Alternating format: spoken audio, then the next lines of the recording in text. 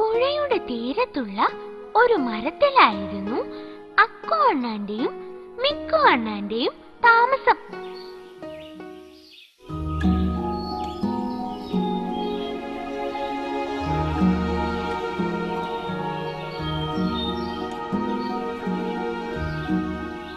ഒരു ദിവസം അവർ മരത്തിലിരുന്ന് പഴങ്ങൾ തിന്നുകയായിരുന്നു.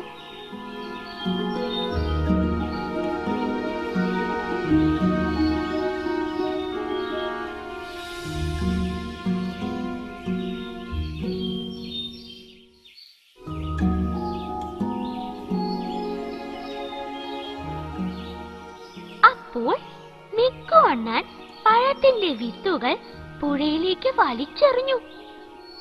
ഇത് കണ്ട അക്കു അണ്ണാൻ ചോദിച്ചു, വിത്തുകൾ പുഴയിലേക്ക് വലിച്ചെറിയാതെ കരയിലേക്ക് ഇട്ടുകൂടെ? വിത്തുകൾ എവിടെ ഇട്ടാലും ഒരുപോലെയല്ലേ എന്ന് മിക്കു ചോദിച്ചു. ഒരിക്കലുമല്ല. കരയിൽ വീണ വിത്തുകൾ മുളച്ചു മരങ്ങളായി അവയിൽ നിന്ന് പഴങ്ങൾ ലഭിക്കും. പക്ഷേ പുഴയിലേക്ക് വീണാലോ അവ മുളയ്ക്കാതെ നശിച്ചു പോവുകയും ചെയ്യും. നീ പറഞ്ഞത് ശരിയാണ്.